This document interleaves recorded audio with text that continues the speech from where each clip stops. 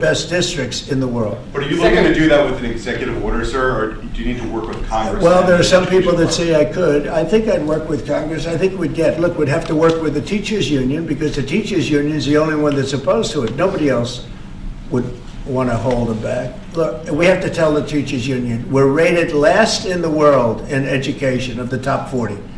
We're rated last. We were 38. Now we're 40. We went to 39. We went to 40. We're 37. But we're at 40 now. The thing just came out. That's under Biden. Remember that. Secretary Rubio announced a deal this week that would allow potentially American citizens who are criminals to be put in a different country. Is that something you're looking to do? No, I didn't know that he announced that yet, but if he did, it's fine, yeah. We have hardened criminals, horrible people. You see them pushing people into subways. The train is coming last week. Guy walking around, just sees somebody waiting for the train. Train's coming 40 miles an hour, and he gets pushed into the subway. And that happens all the time. These are sick people. If we could get them out of our country, we have other countries that would take them. It's no different than a prison system, except it would be a lot less expensive, and it would be a great deterrent. Send them to other countries. If we could go a step further, in other words, we're talking about getting the criminals out of our country that come in through other countries illegally, right? The illegal migrants, as I call them. Well, we have people that are just as bad as them in our country. If we could get them out, I'd be very happy. So you would pay El Salvador to Salvador said that he wanted you to pay a fee for that. Would you pay that? Well, it's a very small fee compared to what we pay to private prisons. But under what authority? And a very, very small fee. I don't know. We'll have to find that out legally. I'm just saying, if we had the legal right to do it, I would do it in a heartbeat. I don't know if we do or not. We're looking at that right now. But we could make deals where we'd get these animals out of our country. And you know, if you take the shooters, the people that hit old ladies in the back of the head with a baseball bat when they're not looking and walk down the street, the people that you see it, the people that take out a gun and shoot you for no reason at all, if we could get these animals out of our country and put them in a different country under the supervision of somebody that made a relatively small fee to maintain these people, because you know what? These are criminals. You call them hardened criminals. They've been in jail 40 times. There's one 42 times. And every time the person gets out, it's a he. Every time he gets out, he commits another crime within 24 hours. And it's a heinous crime. It's a rough crime. We don't want these people in our country either. We don't want them in our country. If we had the option to get them out and let them be based in some other country at a fraction of the cost, and frankly, they could keep them, because these people are never going to be any good. That person that has been arrested 42 times or 22 times or 17 times and is all in for manslaughter and everything else, and only gets out because of a very weak judicial system that only goes after people like Trump. They don't go after the criminals. They don't go after people like this. And they laugh at our law. If that took place, you would have a lot less crime automatically. So, sir, you're exploring whether to allow this? On Guantanamo Bay, is there enough space there to accommodate? There's a lot of space to accommodate a lot of people, yeah, so we're going to use it. Can you talk a little bit We more have about it. It's why? already up. We have it for nothing. But we can do less expensive and even more secure. We've had other countries come to us saying, we would love to do that. We would love to take your criminals and we'll maintain that. We'll be their jail. And I'm only talking for the most severe cases. Like, I watched that guy on tape pushing the man into the subway last week. That man that did that is a real bad guy. Many, many arrests. And do you think you're going to convince him someday to be good and a wonderful, wonderful citizen for our country? It's never going to happen. I want to get those people out. I'd love to get them out along with the illegal migrants. The migrants are rough, but we have some bad ones too. I'd like to get them out. It would be all subject to the laws of our land, and we're looking at that to see if we can do it. What other countries have offered to take American citizens? Say it? What other countries have offered to take these American citizens? Numerous, many. And Marco brought it up today. I'm glad he did, because a lot of people are thinking it. When I watch some of the crimes being committed in New York City and Chicago, look at Chicago, the the volume of crime that they have and the viciousness of the crime. These people are horrible people. And if somebody thinks they're going to be wonderful citizens someday, they're wrong. It's not going to happen. It's not going to happen. They're bad. These are hard, tough criminals. In many cases, they're crazy. They're absolutely crazy. But they're very dangerous. If I could get them out of the country and be in some other country where they're glad to have them because they make a small fee compared to what we'd pay to a private prison or to, put them in one of our prisons that costs even more money, I think it would be great. I'd love to get them the hell out of our country. Thank you very much, everybody. All right, guys. Thank you, guys. Let's go. Guys, let's go. Who's going to win the Super Bowl? Thank you. I don't want to say, but there's a certain quarterback that seems to be a pretty good winner. And just last one, because you mentioned it many times. What do you think about Joe Biden signing on with a talent agency? You got to be kidding. He signed on with a talent agency? He does. He's got some entertainment agents now. I think he's got bigger problems than that. I really do. I think he's got much bigger problems than that, but I wish him well. We inherited a mess. This place is a mess, but it's quickly being solved, the problem. We're going to make America great again. Thank you very much. All right, guys. Let's go. Thanks, guys. Thank you.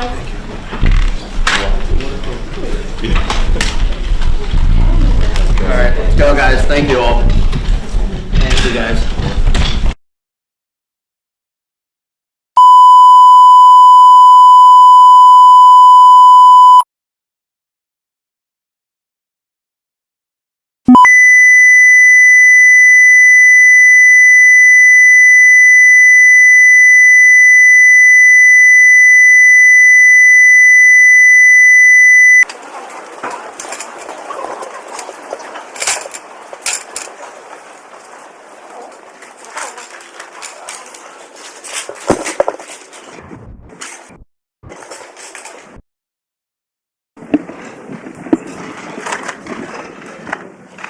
You want to close that curtain? Let's pull that curtain a little bit. It was sunny.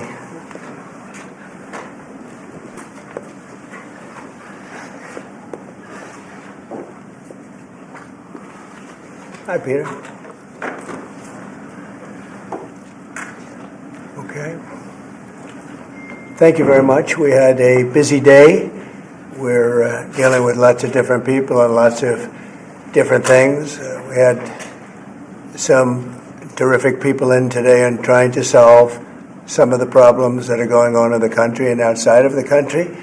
We're doing very well with respect to other countries really behaving on taking the criminals that they sent into our country, and we're getting them out. These are some of the worst people on earth, and they're getting out and they're being accepted back in their countries, as you've heard, without exception.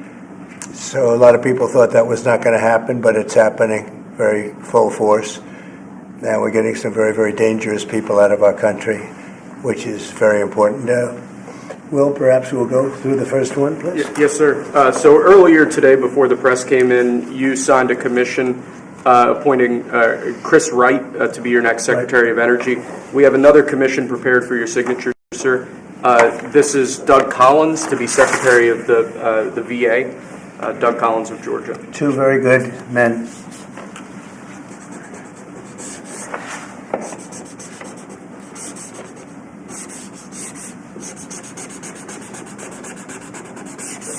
Okay. Thank you, sir. Next up, in light of numerous actions taken by a number of bodies of the United Nations which exhibit a deep anti-American bias, we have an executive order prepared for your attention that would withdraw the United States from the UN Human Rights Council, would withdraw the United States from the UNRWA, which is a refugee organization, and would also review American involvement in UNESCO, which has also exhibited anti-American bias. More generally, the executive order calls for a review of American involvement and funding in the UN in light of the wild disparities in levels of funding among different countries that, as you've expressed previously, is deeply unfair to the United States. So I've always felt that the UN has tremendous potential. It's not living up to that potential right now. It really isn't, hasn't for a long time. It has, there are great hopes for it, but It's not being well run, to be honest, and they're not doing the job. A lot of these conflicts that we're working on should be settled, or at least we should have some help in settling them. We never seem to get help. That should be the primary purpose of the UN, the United Nations. And again, it's got great potential, and based on the potential, we'll continue to go along with it, but they got to get their act together.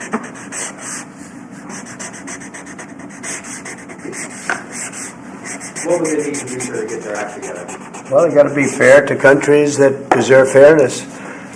They have some countries, as you know, that are outliers, that are very bad, and they're being almost preferred as countries to those that do their job and are doing a good job, and they have to really, they're going to end up losing, a lot of countries, they're going to end up losing their credibility like other organizations, and then they're going to be nothing. The potential of the United Nations, and not everybody agrees with me on this, the potential of the United Nations is fantastic if properly run. So we'll see what happens. How much money are you willing to take away from that? Well, we're taking away a little bit, but we're not looking to take away money. This is so important that we're really, as you know, the United Nations is largely funded by us. But and it shouldn't be. It should be funded by everybody. But we're disproportionate, as we always seem to be. But it's something that if it ever lived up to the potential, in 10 minutes it would make up the difference. That's the kind of power it could have. Right now it doesn't have that power. Next, sir, this is a national security presidential memorandum that seeks to impose maximum pressure on the government of the Islamic Republic of Iran. Many of these provisions are similar to actions that your administration took during your first administration. The basic idea here is to have every department and agency, or many departments and agencies in your government attempt to sanction and control Iranian activities, particularly relating to the Iranian nuclear program and the Iranian export of terrorism through support of various proxy groups abroad. And the intent here is to give you all of the possible tools to, I'd say, engage with the Iranian government to ensure that going forward they're less of a malign actor on the world stage. So this is one that I'm torn about. Everybody wants me to sign it. I'll do that. It's very tough on Iran. It's what we had before. We would have never had the problem. You would have never had October 7th. We would have never had the problem had the election gone the different way, which it should have. But this one, I think, more than made up for it. I think we're doing things, and it shows that more than made up for it, much more historic. The Iran situation, hopefully, I'm going to sign it, but hopefully we're not going to have to use it very much. We will see whether or not we can arrange or work out a deal with Iran, and everybody can live together, and maybe that's possible, and maybe it's not possible. So I'm signing this, and I'm unhappy to do it, but I really have not so much choice because we have to be strong and firm, and I hope that it's not going to have to be used in any great measure at all. It'd be great if we could have a Middle East and maybe a world at total peace. Right now you don't have that. When I left, you had peace all over the world, and now you have the world is blowing up. As you know, Bibi is coming in to see me later. Others are coming in to see me. We'll see what we can do. But I'm signing this, and hopefully it will be a document which won't be very important, will hardly have to be used. So what kind of deal would you be prepared to Well, make we're going to see. I mean, we're going to see. They cannot have a nuclear weapon. With me, it's very simple. Iran cannot have a nuclear weapon. We don't want to be tough on Iran. We don't want to be tough on anybody, but they just can't have a nuclear weapon. Mr. President, you guys engaged in conversations with your counterpart in Iran? I would. Do you want to block the sale of Iranian oil to other nations? Well, we have the right to do that, and that's what I did before, and they had no money. They wouldn't have had the money for Hamas or Hezbollah or anybody else. It could have been solved. This thing, it just, if things went the way they should have, this would have been over long ago, but it's not over. How close do you think Iran is to developing a nuclear weapon? I think they're close. I think they're close. They're too close. But again, you could go back 4 years. I would have said they would have had it during this intervening period. But they're pretty close, Peter. And why say that you're unhappy to sign it if it's Iran and their proxies who threatened to retaliate against you and your team by killing you guys for taking out Soleimani. Well, they haven't done that, and that would be a terrible thing for them to do. Not because of me. If they did that, they would be obliterated. That would be the end. I've left instructions. If they do it, they get obliterated.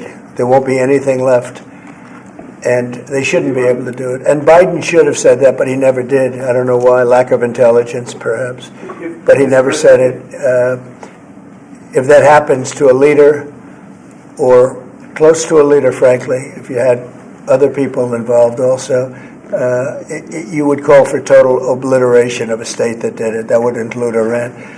So I'm signing this, and it's a very powerful document, but hopefully we're not going to have to use it. Mr. President, if the Prime Minister today were to ask your help in striking at Iran's nuclear facilities to prevent the kind of progress towards a nuclear weapon, would you give him the green light? Would it, either to do it himself or for the U.S. to participate with him? I don't know that that's what he's going to be asking for. I have no idea that it is. You're telling me. We're going to have a pretty long meeting. We're going to be discussing a lot of things, not only that, but a lot of things.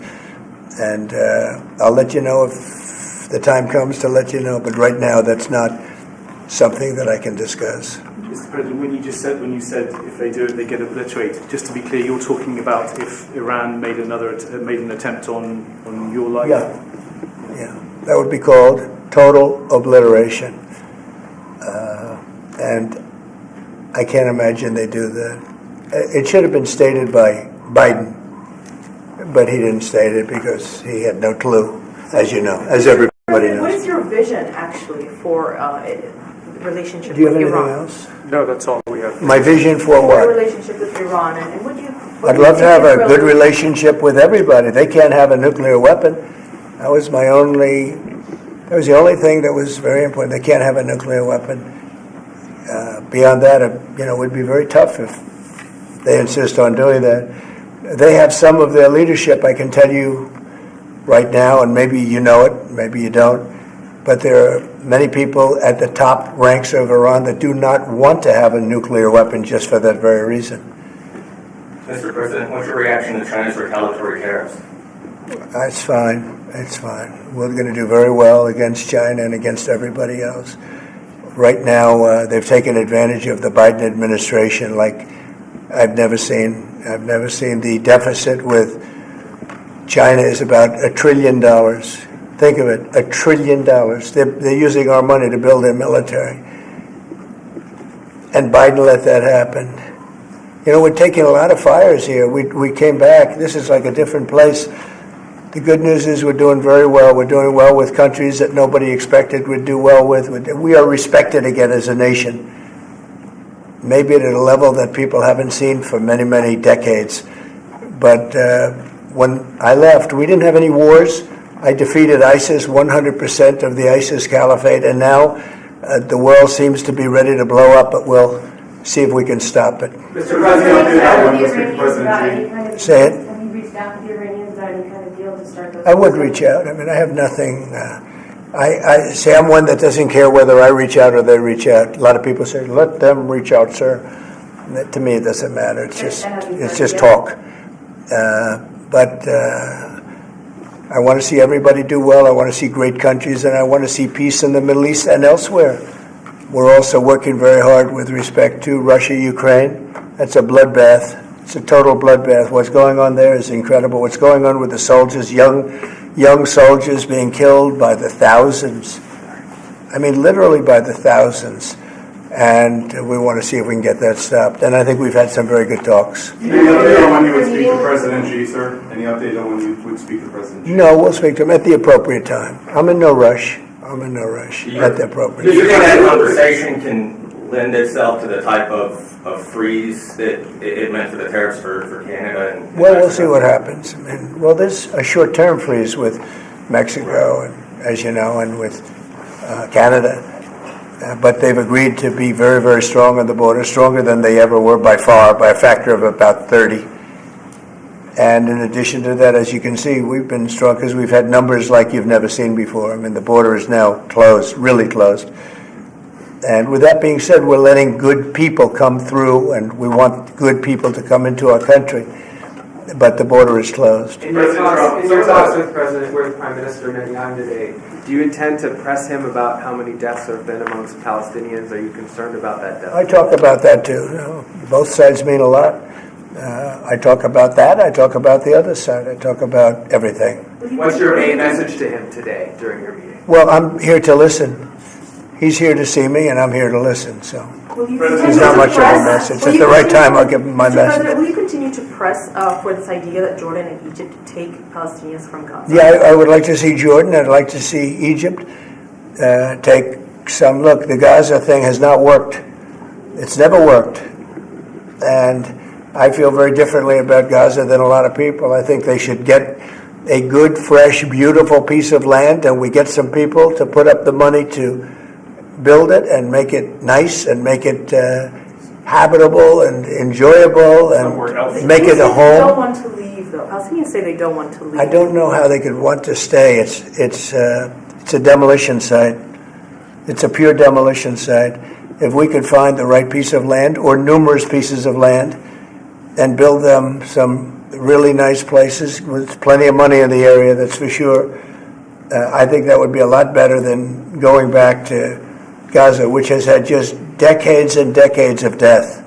Where would those pieces of land be? Well, they could be in Jordan, and they could be in Egypt, and they could be in other places. You could have more than two, more than one, but you could have more than two, and you'd have people living in a place that could be very beautiful and safe and nice. Gaza has been a disaster for decades. Would the U.S. pay for that? I don't think the UN would pay, but I think there's plenty of people that would in the area. They have a lot of money. They certainly have a lot of money. Some of the countries over there, they'd like to see it. I know that Saudi Arabia wants to see peace. I can see that. And many of the countries there, as far as I'm concerned, they all want peace. I think, maybe I'm wrong on this, but I think Iran would like to see peace too. They've had enough. Don't you think they've had enough? But the leaders of Egypt and Jordan have said bluntly they have no interest in doing this. Well, they may have said that, but a lot of people said things to me. They said they wouldn't take anybody back in Venezuela, and right now they're flying them right back into Venezuela. And a lot of people, and they're doing the right thing in Venezuela. The Panama Canal is an active discussion right now, and they said things about that. And virtually everything that's been said has been incorrectly stated based on the result. Would that amount to forcibly displace, or wouldn't that amount to forcibly displacing those people from Gaza? I don't think so. I think if they had the opportunity, they'd love it. If they had an alternative to Gaza, they have no alternative right now. I mean, they're there because they have no alternative. What do they have? It is a big pile of rubble right now. I mean, have you seen the pictures of it? Have you been there? It's terrible to live. Who can live like that? And very dangerous. There's shooting all over the place. There's bombing all over the place on both sides. Now, I would think if they had an option of moving to an area, either in a large group or various smaller groups, and take care of the close to 2 million people, I would think that they would be thrilled to do it. They have no, when you say about the Gaza Strip, they don't have an option. To be clear, you're saying they'd be thrilled. It's very dangerous. They'd be thrilled to leave Gaza. Oh, I think they'd love to leave Gaza if they had an option. Right now, they don't have an option. What are they going to do? They have to go back to Gaza. But what is Gaza? There's practically not a building standing. And they're very dangerous. Those buildings are shifting and they're falling down all over the place. And there's gunfire all over. It's going to be that way for a while. Mr. President, wouldn't it have made more sense to evacuate people while the war was ongoing rather than now when there's a ceasefire? Which is what you're talking about. It was more dangerous when there were strikes overhead than now. Well, the strikes could start tomorrow.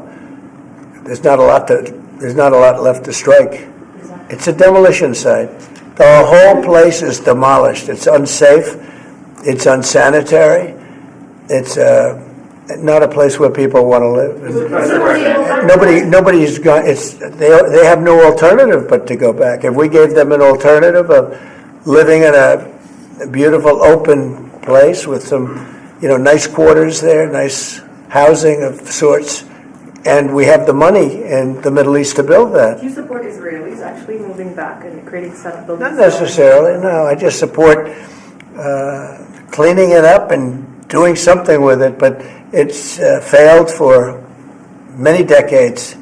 And somebody will be sitting here in 10 years or 20 years from now, and they'll be going through the same stuff, the wars. And you know, they've had civilizations on Gaza, many civilizations on Gaza, and they're buried in the sand.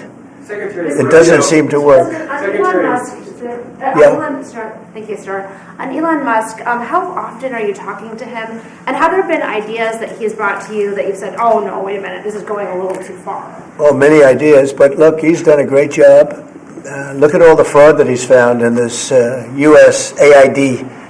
It's a disaster what the people, radical left lunatics, they have things that nobody would have even believed. The whole thing with $100 million spent on you know what, with money going to all sorts of groups that shouldn't deserve to get any money, with the money. I'd like to see what the kickbacks are. How much money has been kicked back? Who would spend that kind of money to some of the things that you read about and I read about and I see every night on the news and every morning when I read the papers? Who would spend money for that? I would say this, the people that got all that money, are they kicking it back to the people that gave it from government? No, that's, to me, very, very corrupt.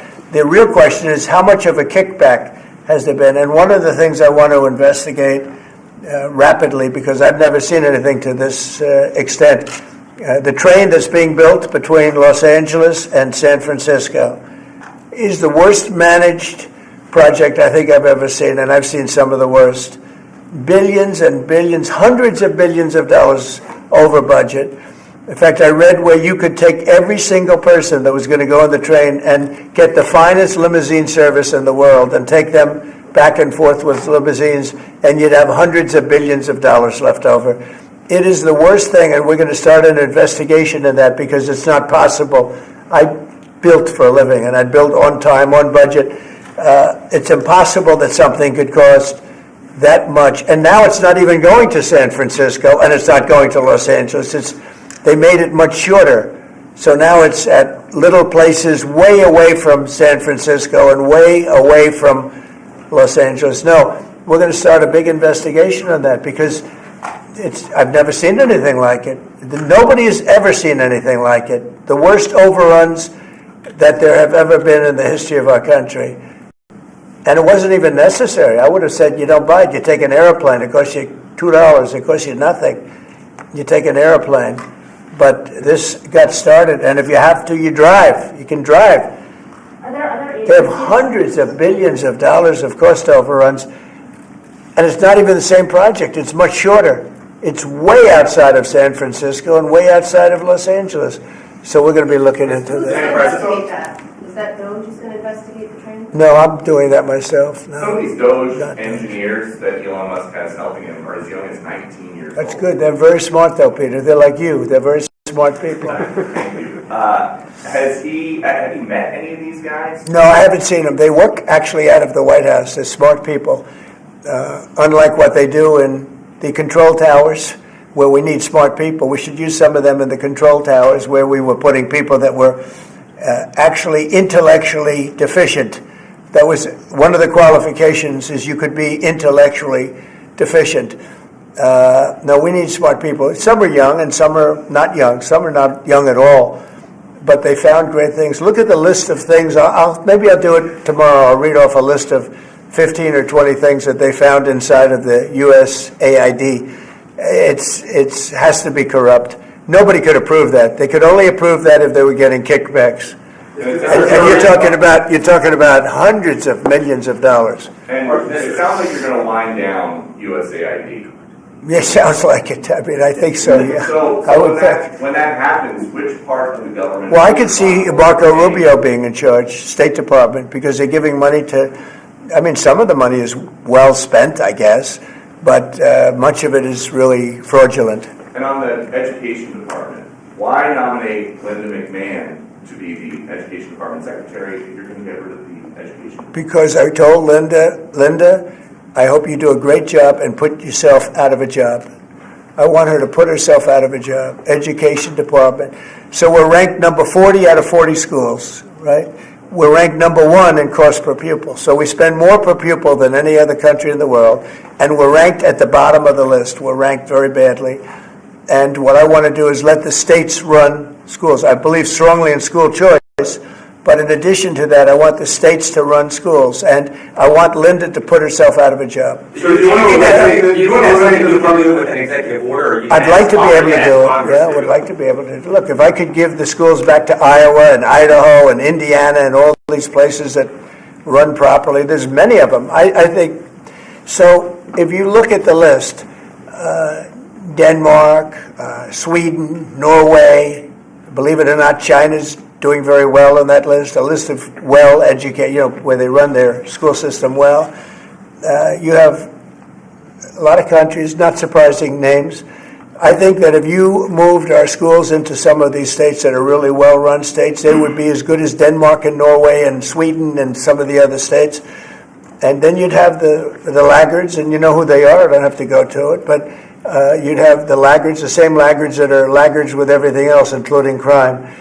But even them, you'll break it into systems. As an example, if you went to New York, you go to Westchester County, you go to Dutchess County, you go to Suffolk and Long Island and Nassau and Long Island. You have maybe 6 or 7 locations, and you have New York City, which would include the 5 boroughs. And I think even that would run much better than it does right now. Same thing with Los Angeles or California. You'd have Riverside, you'd break it up into 6 or 7, but most of them would be states, and you'd have one, like in Iowa, you give it to the state of Iowa, you give it to the state of Indiana, these are really well-run states. They don't have debt, they don't have problems, they don't have any crimes, relatively speaking, to speak of, and you would have education that would be the equivalent of Norway and Denmark and various other places that are at the top of the list. So we're at the bottom of the list, and we're the most expensive. We're at the top of the list when it comes to cost per pupil. We spend more money per pupil than any other nation in the world, and yet we're rated number 40. The last ratings came out, you saw them. So they talk about 40 countries. We're rated number 40.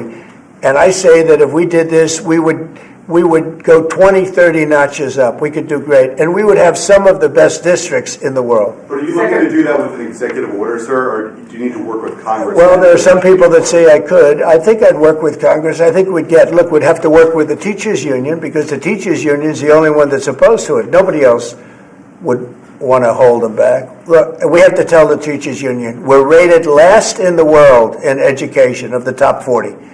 We're rated last. We were 38.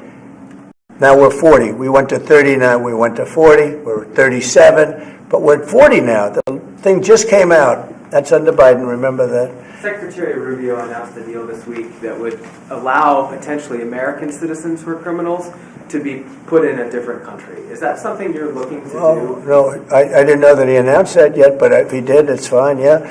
We have hardened criminals, horrible people. You see him pushing people into subways. The train is coming last week. Guy walking around and just sees somebody waiting for the train. Train's coming 40 miles an hour, and he gets pushed into the subway. And that happens all the time. These are sick people. If we could get them out of our country, we have other countries that would take them. It's no different than a prison system, except it would be a lot less expensive, and it would be a great deterrent. Send them to other countries. If we could go a step further, in other words, we're talking about getting the criminals out of our country that come in through other countries illegally, right? The illegal migrants, as I call them. Well, we have people that are just as bad as them in our country. If we could get them out, I'd be very happy to get them out. El Salvador said that he wanted you to pay a fee for that. Would you pay that? Well, it's a very small fee compared to what we pay to private prisons. But under what And a very, very small fee. I don't know. We'll have to find that out legally. I'm just saying, if we had the legal right to do it, I would do it in a heartbeat. I don't know if we do or not. We're looking at that right now. But we could make deals where we'd get these animals out of our country. And if you take the shooters, the people that hit old ladies in the back of the head with a baseball bat when they're not looking, that walk down the street, the people that you see it, the people that take out a gun and shoot you for no reason at all.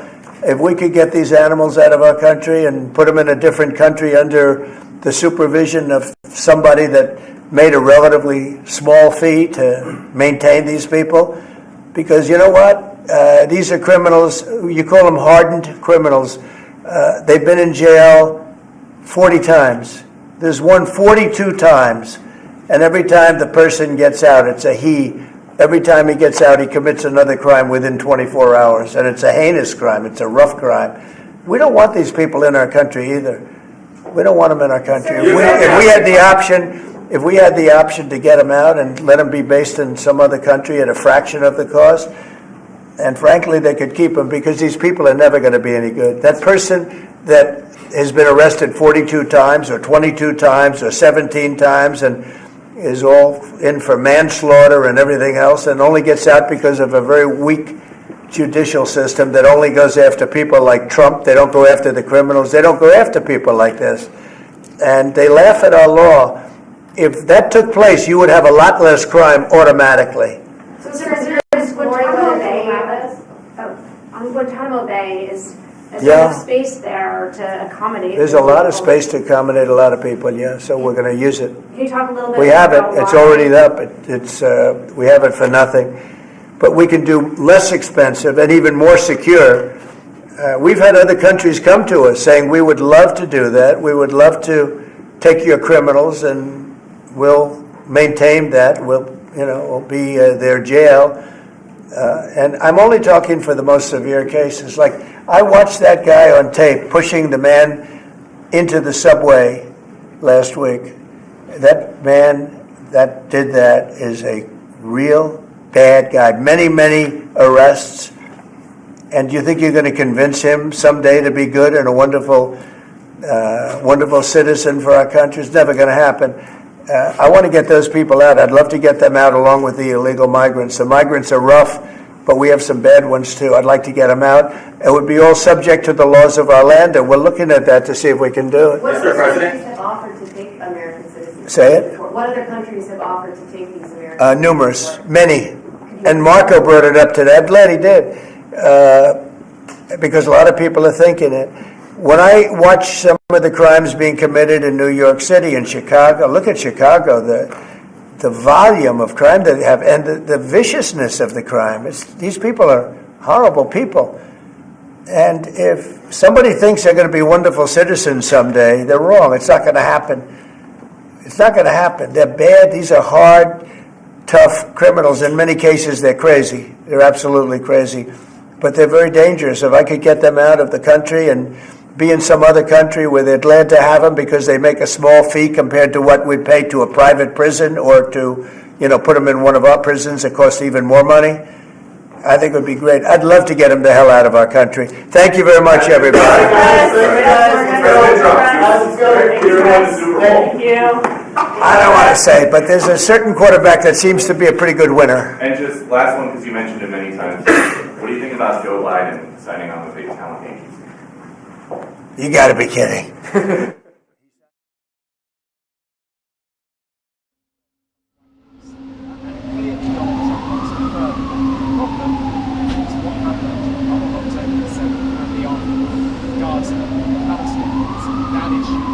Saudi Arabia's red line for normalization with Israel is a Palestinian two-state solution, which Netanyahu has pretty much said he does not want, and certainly with his own government and keeping in power some of them absolutely don't. So there is the catch-22 for Donald Trump. He wants to get normalization deal and create a redraw the Middle East and then he has got to somehow deliver a Palestinian state and Israel there is the state.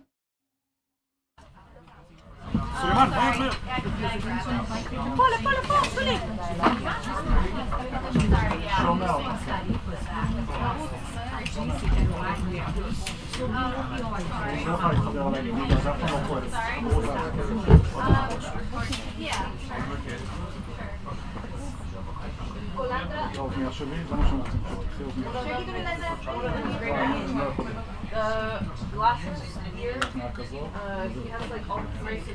Yeah, okay. Yeah.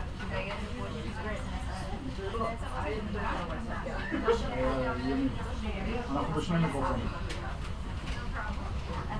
טוב, בואי נעבור לכאן. דברי קצת. כן, אני פה. רגע, הייתי צריכה לתת את הטאפ. 1, 2, 3. אתם צריכים אותנו בטושות או מה? 1, 2, 3, 4, 1, 2, 3, 4, 1, 2, 3, 4. בוא אבל תוריד את המצלמה נתן. 1, 2, 3. We'll do that. Yeah.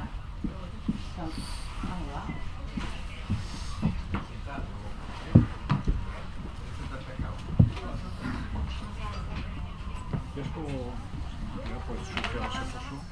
יש מאחוריך מדרגה, אפורה כזו. כן, נגיד. קח אותה בינתיים, שיתרגשו מהסיר. מה? זה נורא גבוה. תניח את זה? תניח את זה פשוט.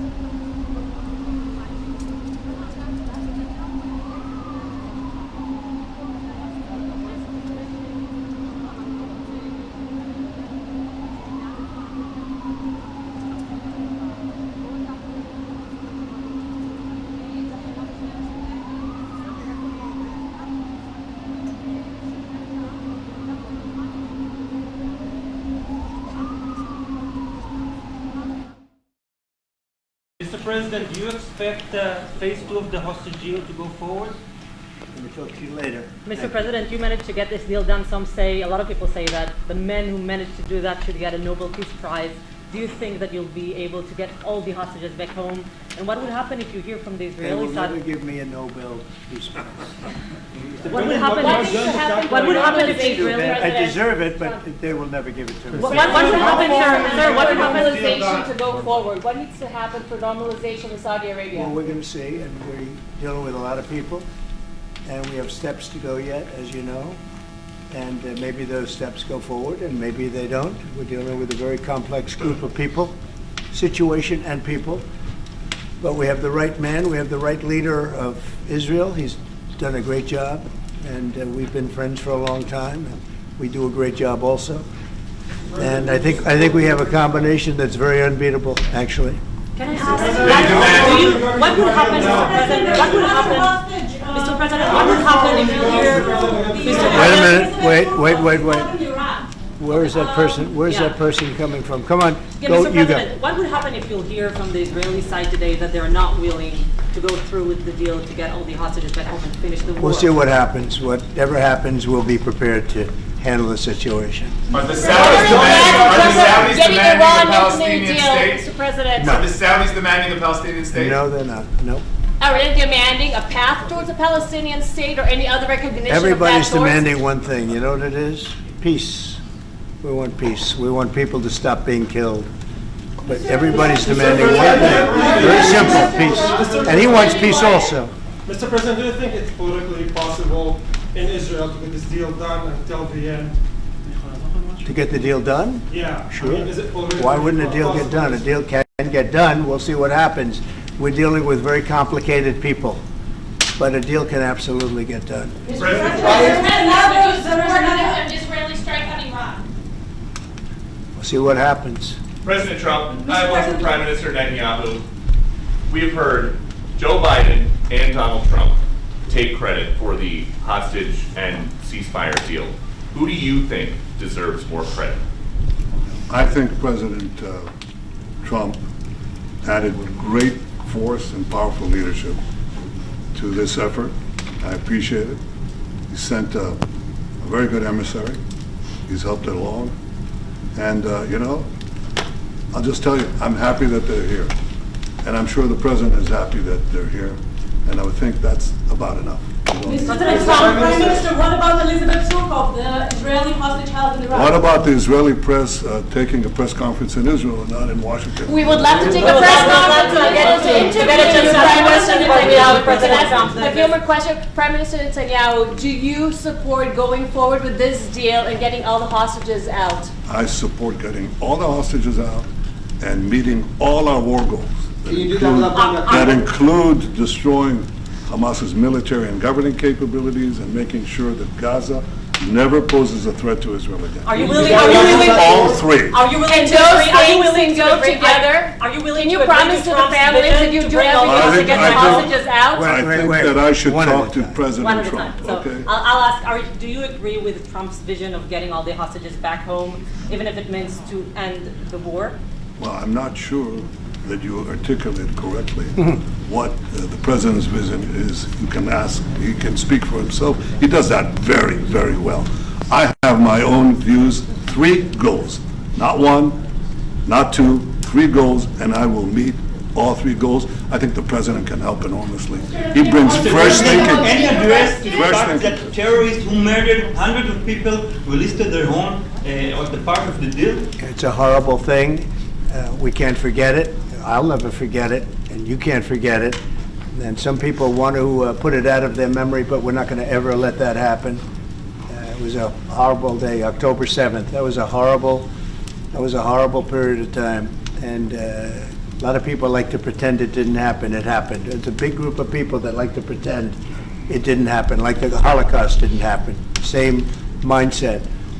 No, we're going to get this thing wrapped up, and we're going to get it done. We're also dealing, I think, very successfully with Russia, Ukraine. We're going to hopefully get that one done at some point in the not too distant future. That's a complex problem also, but we solve problems. We'll You know, when I left, we had no problem. There was no Ukraine and Russia fighting. There was no October 7th. There was nothing. And some very poor leadership led to a lot of problems and a lot of death.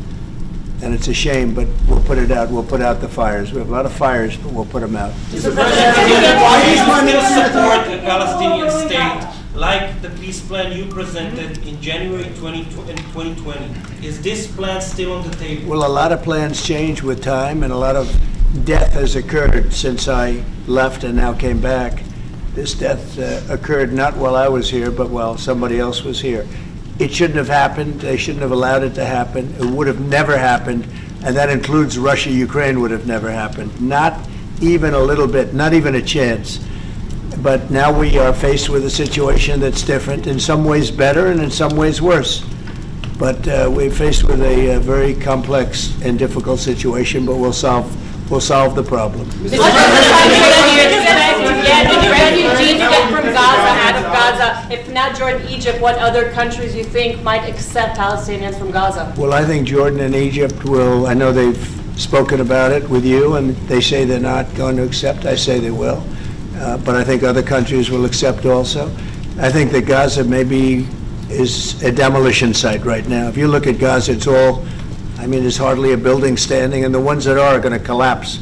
You can't live in Gaza right now, and I think we need another location. I think it should be a location that's going to make people happy. You look over the decades, it's all death in Gaza. This has been happening for years. It's all death. If we can get a beautiful area to resettle people permanently in nice homes and where they can be happy and not be shot, not be killed, not be knifed to death like what's happening in Gaza. And right now you have in Gaza a very dangerous situation in terms of explosives all over the place, in terms of tunnels that nobody knows who's in the tunnel. The whole thing is a mess. And I think that if we can resettle, and I believe we can do it in areas where the leaders currently say no. I mean, I've been saying that with Mexico, having to do with the border and all of the things, and you saw what happened, 10,000 soldiers, and they're going to do a good job. I really believe that, and I believe Canada's going to do a good job also. They said the same thing, and then they did something much different than what you were hearing. This is a very, very difficult situation, but we're going to get it solved. I don't think people should be going back to Gaza. I think that Gaza has been very unlucky for them. They've lived like hell. They lived like you're living in hell. Gaza is not a place for people to be living. And the only reason they want to go back, and I believe this strongly, is because they have no alternative. What's the alternative? Go where? There's no other alternative. If they had an alternative, they'd much rather not go back to Gaza and live in a beautiful alternative that's safe. Mr. President,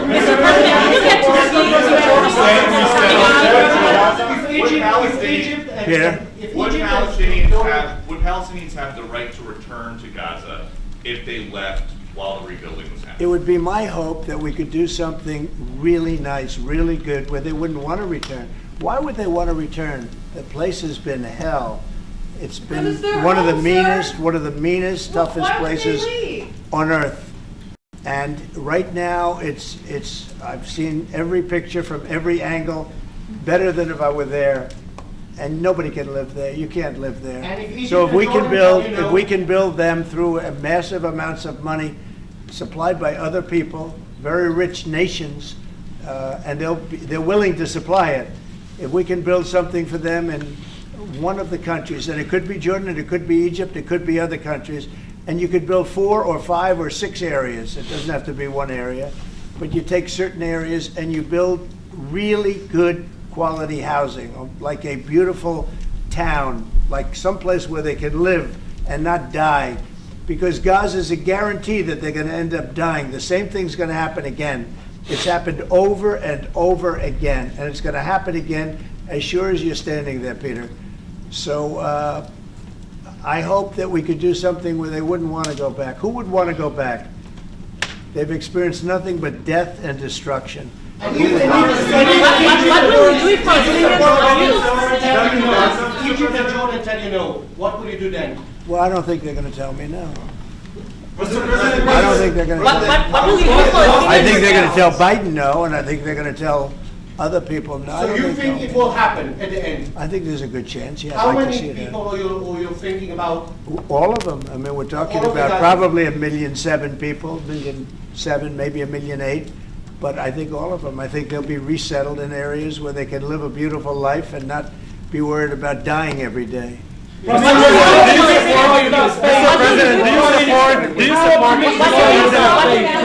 Mr. President, do you support building settlements, Jewish settlements back in Gaza in the next years? Say it. Building settlements, Jewish settlements back in Gaza in the next year. Do you support this idea? I don't see it happening. It's too dangerous for people. Nobody can go there. It's too dangerous. Nobody wants to be there. Warriors don't want to be there. Soldiers don't want to be there. How can you have people go back? You're saying go back into Gaza now? The same thing's going to happen. It'll only be death. The best way to do it is you go out and you get beautiful, open areas with the sunlight coming through. And No, you that's build not what I meant. something I meant nice. building Israeli They are not settlements going to back want in Gaza. to. They are not going to want to go back to Gaza. Prime Minister Netanyahu, what is your message to the families of the hostages that look at this deal, that are worried that this deal won't go through? What do you say to them at this moment? Same message I said from the beginning of the war. We'll get them out, get them back. We got over 70%, close to 75% of the people who everybody believed will not get out. We got them in successive deals, and most recently with the help of President Trump. We're not going to give up on any of them, and we're not going to give up on our other war aims. Hamas is not going to be in Gaza, and we're going to get everyone back. And you would not have. Prime Minister, how optimistic are you about reaching phase 2 of the ceasefire? How optimistic are you about that happening? Well, we're going to try. That's one of the reasons, one of the things we're going to talk about here. And if we, you know, when Israel and the United States work together, and President Trump and I work together, you know, the chances go up a lot. It's when we don't work together, Israel and the United States don't work together, that creates problems. When the other side sees daylight between us, and occasionally in the last few years, to put it mildly, they saw daylight, then it's more difficult. When we cooperate, Isn't it the right chances time are to good. eat once and for all? Say it. Now that Iran is so weak, isn't it the right time to hit their nuclear facilities once and for all? So you say Iran is so weak. I appreciate you saying that. They're not weak. They're very strong right now, and we're not going to allow them to have a nuclear weapon. It's very simple. You know, I signed a very strong proclamation. Iran was in big trouble when I left. They were broke. They didn't have money for Hamas. They didn't have any money for Hezbollah. You had no problem. October 7th could have never happened. When I left, October 7th could have never happened. And frankly, Russia and Ukraine, as I said, could never have happened. They became very strong very fast. They sold massive amounts of oil to China and everybody else who would not buy the oil when I was president, because we said, don't buy the oil. And they became very rich very quickly. But they're not weak. They're not weak. They're strong. Doesn't mean they won't be weak. But you know what? We just don't want them to have a nuclear weapon. They can't have a nuclear weapon. The Prime Minister, sorry, Mr. President, the Prime Minister wants you to strike Iran. That's what he wants. You don't know what he wants. What do you know about anything? Go ahead. But is that option is on the table? Yes, please. President Trump, is that option on the table? You're not just talking about Jordan and Egypt. No, could be other places too. So in the Gulf. There are many people that have reached out, many countries, many leaders of countries that have reached out that would like to participate in that. Doesn't have to be Jordan and Egypt, but I think it would be also them. Mr. President, your relationship with Mr. Netanyahu knew ups and downs. How do you describe it right No, I think it's mostly ups. Mr. President. The Palestinian Authority should it rule Gaza because Gaza will be empty? What? The Palestinian Authority, can it rule Gaza? What do you think? Well, it's had a pretty hard time, wouldn't you say? I'd say it's had a pretty bad time of it. Mr. President, Qatar has, you've criticized them in the past as a funder of terrorism, so as the Prime Minister. Do you think they're part of the solution or part of a problem moving forward? I think they're trying to help. Qatar Yep. is absolutely trying to help. I know them very well, and they're doing everything they can. Very tough situation, but they're absolutely trying to help. Will you Okay, visit Israel? thank you very much, everybody. Press, let's go. Come on, guys. Thank you. I'm clear. Thank you, guys. We'll see him soon. Thank you, guys. Come on. Let's go.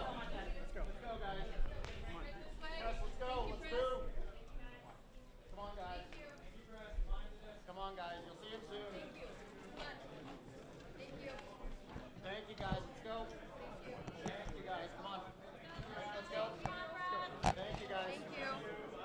This is Fox 5 Breaking News.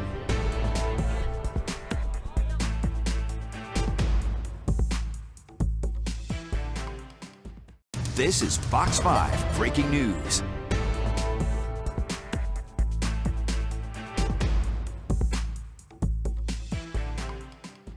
This is Fox 5 Breaking News.